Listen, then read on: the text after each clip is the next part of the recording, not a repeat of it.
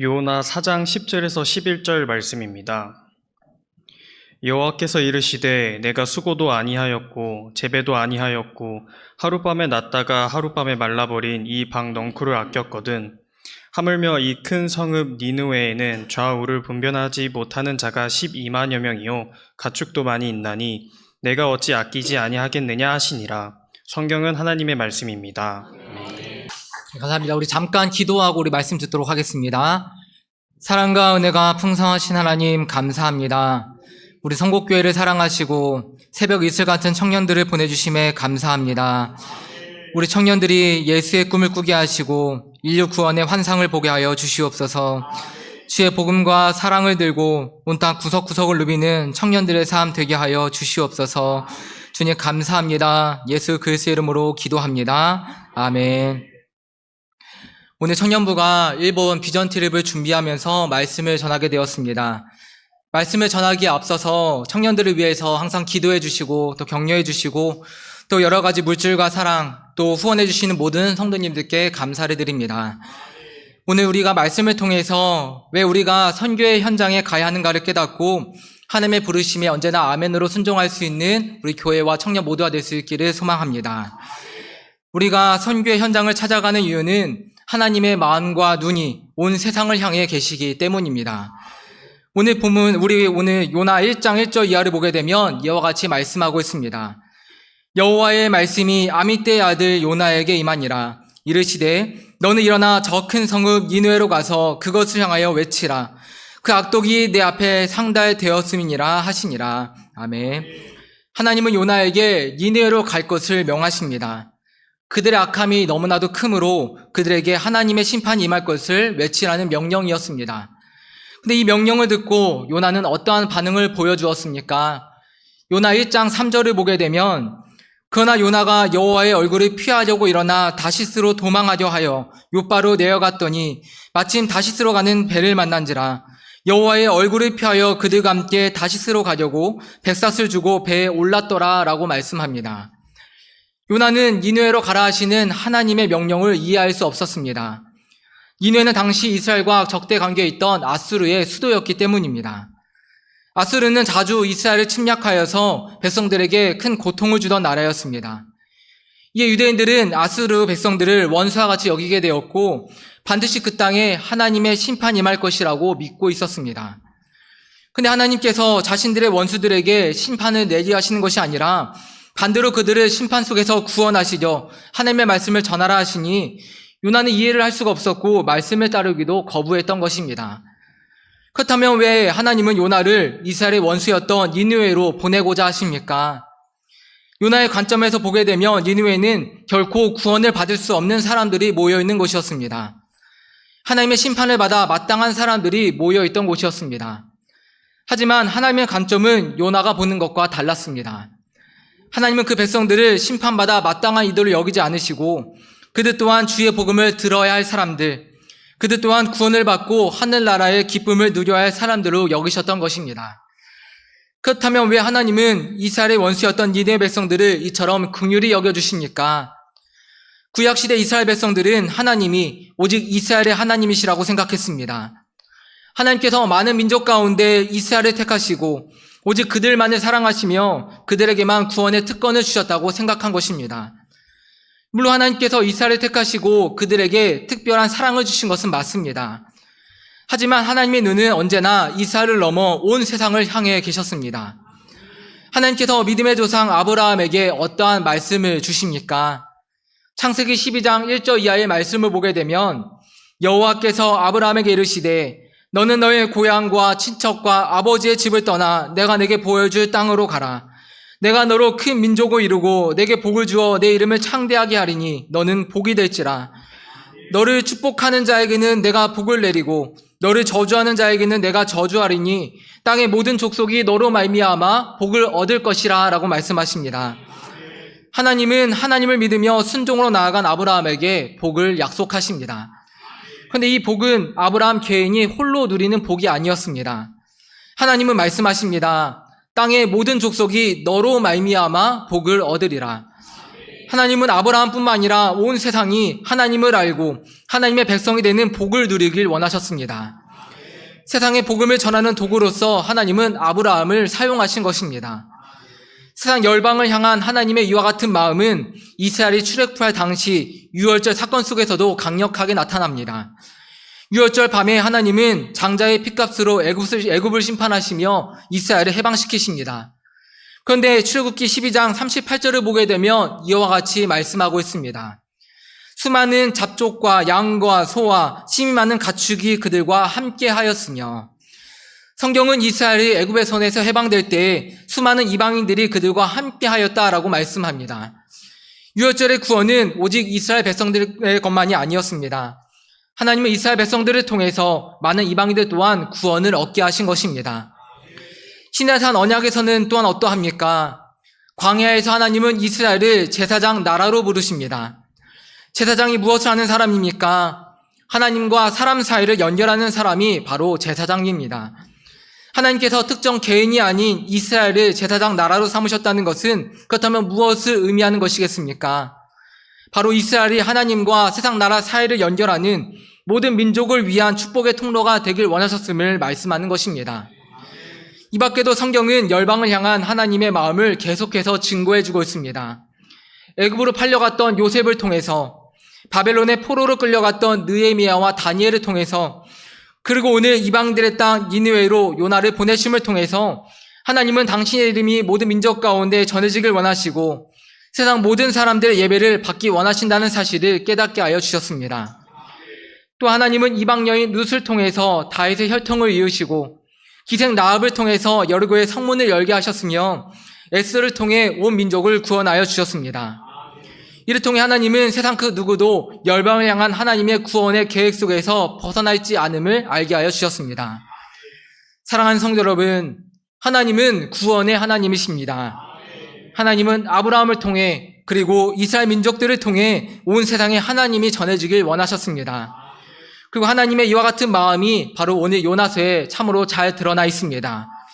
자신과 이방인들 사이에 경계를 두고 저들은 구원을 받지 못할 자질이라 여기면서 그 땅에 가기를 꺼려하던 요나에게 하나님께서 주셨던 말씀은 무엇입니까? 요나서 4장 11절의 말씀을 보게 되면 하나님은 말씀하십니다. 하물며 이 큰 성읍 니느웨에는 좌우를 분별하지 못하는 자가 12만 명이요 가축도 많이 있나니 내가 어찌 아끼지 아니하겠느냐 하시니라. 아멘. 하나님께서는 당신이 이스라엘과 요나를 아끼시는 것처럼 저 니느웨의 수많은 사람들 또한 사랑하고 아끼고 있다라고 말씀하십니다. 먼저 주님의 사랑을 받은 요나가 복의 통로가 되어서 저들에게도 구원의 기회를 주길 원하시고 저들 또한 하나님의 백성으로 삼기 원하신다는 사실을 요나에게 말씀하시는 것입니다. 하나님의 이와 같은 말씀을 통해 하나님께서 요나를 니느웨로 보내시고자 하는 또 하나의 목적을 우리는 깨닫게 됩니다. 하나님께서 요나를 니느웨로 보내심은 니느웨 백성들을 구원하시기 위함도 있지만 또 한편으로 요나를 변화시키기 위한 목적도 있었습니다. 물고기 뱃속까지 들어갔다가 편치 않은 마음으로 니느웨로 향한 요나는 단 하루 동안 40일이 지나면 니느웨가 무너질 것이라고 외쳤습니다. 니느웨는 사흘 동안 걸어야 하는 아주 큰 성읍이었지만 요나는 그저 단 하루, 그것도 오직 한마디만 외쳤을 뿐이었습니다. 그런데 어떠한 일이 일어났습니까? 요나의 한마디 외침을 듣고 니느웨 왕부터 모든 백성들이 눈물로 금식하며 회개하는 구원의 역사가 일어나게 되었습니다. 이에 요나서 3장 10절의 말씀을 보게 되면 하나님이 그들이 행한 것, 그 악한 길에서 돌이켜 떠난 것을 보시고 하나님이 뜻을 돌이키사 그들에게 내리라고 말씀하신 재앙을 내리지 아니한지라 라고 말씀합니다. 하나님은 요나로 하여금 오로지 심판만이 있을 것이라고 생각했던 니느웨 땅에 회개와 구원의 역사가 일어나는 것을 직접 보게 하셨습니다. 근데 니느웨 백성들이 이와 같은 하나님의 구원의 은혜를 입자 요나는 어떠한 반응을 보여주었습니까? 요나는 이 모습을 보며 화를 냈다라고 성경은 말씀합니다. 심판받아 마땅하다고 생각했던 이들이 구원의 은혜를 입게 되자 요나는 못마땅하게 여겼던 것입니다. 근데 이와 같은 요나에게 하나님께서는 어떠한 말씀을 주십니까? 요나서 4장 4절의 말씀을 보게 되면 여호와께서 이르시되 내가 성내는 것이 옳으냐라고 물으십니다. 하나님께서는 왜 가기 싫다는 요나를 억지로 니느웨로 보내십니까? 요나가 가지고 있던 선입견, 가치관, 마음의 벽들을 무너뜨리시고 하나님의 마음과 눈을 가진 자로 변화되길 원하시며 하나님은 요나를 니느웨로 보내신 것입니다. 우리는 때로 선교라고 했을 때 그 주체가 나라고 생각할 때가 많이 있습니다. 내가 무언가를 해서 그 땅을 변화시키는 것이 바로 선교의 목적이라고 우리는 생각할 때가 있습니다. 하지만 선교의 주체는 내가 아닌 바로 하나님이신 것을 우리는 기억해야 합니다. 하나님은 니느웨와 같은 땅을 변화시키기 원하시지만 그보다 하나님의 복을 흘려보내는 통로로서 내가 먼저 하나님의 눈과 마음을 가진 자로 변화되길 원하시며 우리를 그 선교의 땅으로 보내십니다. 이런 의미에서 선교는 내가 그 땅을 변화시키는 시간이 아니라 내가 하나님의 사랑을 가진 자로서 변화되는 시간입니다. 오늘 우리 청년들이 일본 단기 선교를 준비하며 이 시간이 온 세상을 향한 하나님의 마음을 깨닫는 시간이 될 수 있기를 소망합니다. 일본은 기독교 인구가 1%도 채 되지 않는 전 세계에서 가장 복음을 전하기 어려운 나라로 알려져 있습니다. 셀 수도 없이 많은 신들이 존재하고 있는 이 나라, 구원의 가망이 없어 보이던 나라처럼 보이지만 하나님은 이미 그 땅에 500여 년 전부터 당신의 종들을 보내셨고 복음을 전하게 하셨습니다. 끔찍한 박해와 고난 속에서도 세계 곳곳에서 선교사들은 열방을 향한 하나님의 마음을 깨닫고 계속해서 그 땅으로 나아갔습니다. 특히 우리나라에서도 많은 사람들이 일본으로 건너가 복음을 전했습니다. 지금 현재 1000명 이상의 선교사들이 일본에서 활동하고 있으며 우리나라의 가장 중요한 선교지 중에 한 곳으로 통계되고 있습니다. 그런데 우리나라에서 처음 일본으로 선교사를 파송한 시기를 살펴보니 바로 1909년입니다. 처음에는 일본에 거주하는 한국의 유학생과 노동자들을 위해 파송했는데 이후 점차 일본인들을 대상으로 선교의 폭을 넓혀가기 시작했습니다. 당시 우리나라와 일본의 관계를 생각해 본다면 이는 참으로 놀라운 일입니다. 당시는 일본의 나라를 빼앗기고 큰 고통을 당하며 그들을 원수와 같이 여기고 있던 때이기 때문입니다. 근데 많은 국내의 선교사들이 우리에게 그렇게 큰 고통과 아픔을 주고 있는 나라에 가서 교회를 세우고 원수와 같은 그들을 대상으로 복음을 전했다는 것입니다. 어떻게 이들이 원수와 같은 사람들에게 복음을 전할 수 있었습니까? 바로 그 땅에 나를 보내시는 하나님의 마음이 어떠한지를 깨달았기에 이들은 나의 생각과 마음들을 내어놓고 내가 가지고 있던 선입견들과 경계를 허물고 주저없이 그 땅으로 나아갔고 복음의 씨앗을 뿌렸던 것입니다. 하나님은 말씀하십니다. 에스겔 33장 11절의 말씀입니다. 너는 그들에게 말하라. 주 여호와의 말씀이니라. 나의 삶을 두고 맹세하노니 나는 악인이 죽는 것을 기뻐하지 아니하고 악인이 그의 길에서 돌이켜 떠나 사는 것을 기뻐하노라. 이스라엘 족속아 돌이키고 돌이키라. 너 약한 길에서 떠나라. 어찌 죽고자 하느냐 하셨다 하라. 아멘. 하나님은 악인이 죽는 것을 기뻐하지 않는다 말씀하십니다. 악인이 그의 길에서 돌이켜 떠나 사는 것을 기뻐한다 하십니다. 이번 단기 선교를 통해 우리 청년들이 하나님의 마음을 품고 주님이 가라 하시는 곳에 주저없이 나아갔던 믿음의 선배들의 발자취를 걸으며 우리의 마음의 모든 경계와 벽을 허물고 하나님의 사랑으로 그 마음을 가득 채우는 시간이 될 수 있기를 소망합니다. 지금도 복의 통로가 되어 낯선 땅에서 복음을 전하고 계시는 많은 목사님들과 선교사님들이 계십니다. 이들을 통해 그 땅에 복음의 씨앗을 뿌리고 열매 맺게 하시는 하나님의 구원의 역사를 보며 우리 또한 복음의 열정을 되살리는 도전의 시간으로 우리가 삼아보고자 합니다. 우리가 밟는 곳, 우리가 가는 모든 곳에서 하나님은 나를 통해 우리 주변 모든 사람들에게 하나님의 복이 흘러가기 원하시고 구원의 은혜를 베풀기를 원하십니다. 하나님의 눈과 마음으로 세상을 바라보고 어디에서든지 주님의 사랑과 복음을 전하는 통로가 되도록 이번 단기 선교가 우리 청년들이 도전을 받고 변화되는 귀한 은혜의 시간이 되기를 기도해 주시기를 바랍니다. 이사야 6장 8절의 말씀을 보게 되면 하나님께서는 내가 누구를 보내며 누가 우리를 위하여 갈꼬라고 물으셨습니다. 이 물음에 이사야 선지자는 주여 내가 여기 있나이다 나를 보내소서라고 대답하였습니다. 오늘 주님께서 우리 가운데에도 동일한 질문을 던지십니다. 주님께서 우리 가운데 물으실 때 주님 우리 교회와 나를 사용하옵소서 순종하며 나아가는 하나님의 사랑과 눈과 마음으로 나의 가정과 교회와 직장과 온 열방을 바라보는 우리 성곡교회와 우리 믿음의 청년들이 될 수 있기를 이 시간 간절히 소망합니다. 아멘. 우리 한번 찬양하겠습니다. 좋으신 아버지 하나님, 좋으신 하나님 찬양할 텐데요. 여러분, 우리가 보내는 선교사 그리고 이번 단기 선교사 청년부를 보낼 수 있다는 것은 하나님의 은혜인 줄 믿습니다. 우리 다 함께 좋으신 하나님, 참 좋으신 하나님 한번 찬양하겠습니다. 좋으신 하나님, 좋으신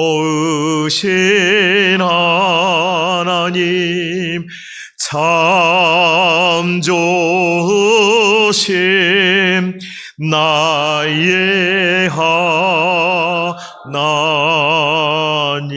하나님 얼마나 좋으시냐면 일본 땅을 향해서 우리 청년들이 가는데 그 땅도 내 백성이다. 이렇게 우리의 눈을 크게 열어주시고 우리의 마음을 크게 예수 그리스도의 사랑으로 열어주셔서 우리 일본이 하나님의 은혜 가운데 복음을 우리 청년들을 통해서 또 씨앗을 뿌리라고 기회를 주셨습니다. 왜냐하면 그 백성도 하나님이 살리시기 위함이라고 오늘 귀한 말씀을 주셨습니다. 두 번째는 단기 선교를 하지만 우리 청년들이 변화가 되고 있습니다. 청년들이 하나님의 사랑으로 변화가 되고 또 준비하면서 변화가 되고 청년들의 마음도 깨지고 열려져서 우리 선곡계 청년들은 이제 우리 민족도 품지만 세계 민족을 품는 우리 주님의 청년이 되어가고 있습니다. 이제 우리 청년들이 밟는 모든 땅은 주님의 길이 될 것입니다. 청년들이 만나는 일본의 모든 사람들은 주님의 사랑을 듣게 될 것입니다. 우리 청년들이 손길 닿는 곳마다 가서 기도하는 곳마다 주님의 위로와 은혜가 거기서 뿌려질 것입니다. 여러분, 우리가 잘 다녀오라 이렇게 청년들을 내버려 두지 않고 함께 보내는 성도가 되었음을 너무 감사를 드립니다. 우리가 한 명 선교사 보내기 이 운동에 많은 성도들이 참여를 해 주셨어요. 여러분, 이제 우리가 함께 가는 것입니다.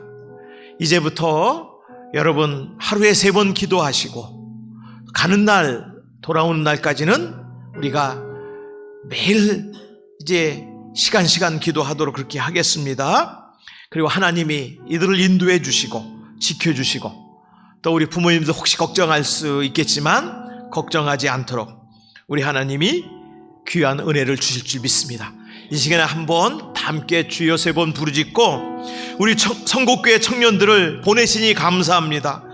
주님의 마음을 청년들에게 주시옵소서. 주의 능력을 우리 청년들에게 주시옵소서. 그래서 잘 감당하고 도와오게 하여 주시옵소서. 우리 주여 한번 3번 외치고 다 함께 통성으로 합심 기도하겠습니다. 주여 주여 주여. 하나님 아버지, 우리 청년들의 마음으로 일본 땅을 아버지 하나님의 복음을 붙게 하시니 감사합니다. 우리 청년들에게 하나님의 눈과 마음과 사랑을 부어주시옵소서. 비록 낯설고 아버지 두렵지만 아버지 하나님, 저들이 하나님의 사랑과 복음을 들고 나아갑니다. 만남의 문을 열어주시옵소서. 준비된 일본의 교회와 성도들을 축복하시옵소서. 일본의 선한 이웃을 우리 청년들이 만나게 하여 주시옵소서.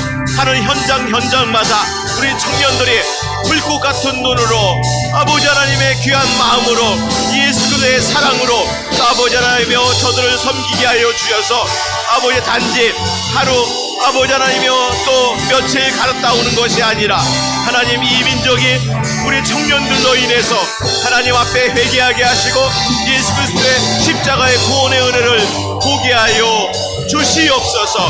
출국하는 그 시간부터 귀국하는 그 시간까지 항공과 차량과 숙소와 또 그 일본의 아버지 자연 모든 현상과 아버지 식사와 건강을 지켜주시옵소서. 아버지 돌발적인 사고와 질병이 없도록 보호하여 주시고 모든 팀이 한 팀으로 선곡교회 모든 성도가 하나가 되어서 기도하며 감당할 때에 아버지 하나님이여 우리 청년부가 아버지 이번 기회를 통해서 큰 역사 일어나게 하여 주셔서 악한 마귀 다툼, 낙심, 혼란, 틈타지 못하라고 하시고 사단의 시험과 공격에서 막아주셔서 끝까지 우리 기쁨으로 감당할 수 있도록 도와주시옵소서. 아버지 하나님의 귀한 아버지의 오목사님과 또 부장선생님, 교사들, 아버지 우리 청년부들이 아버지 더 기도하게 하시고 아버지 하나님 주의 성령으로 인하여 기뻐하게 하시고 감당하게 하여 주시옵소서. 주여 아버지 함께하여 주시옵소서. 주여 도와주시옵소서. 주여 보호하여 주시옵소서.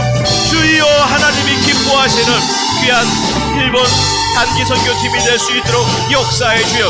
우리 귀한 성도들이 기도하며 구원하며 함께합니다. 아버지 보내는 우리 선교사 성도들에게 축복하여 주시옵소서. 우리 청년을 위해서 헌신한 것 아버지 30배 60배 100배로 새해에 갚아 주시옵소서. 역사해 주시옵소서. 하나님이 기뻐하시는 교회가 되게 하여 주시옵소서. 예수님의 이름으로 기도합니다. 아멘.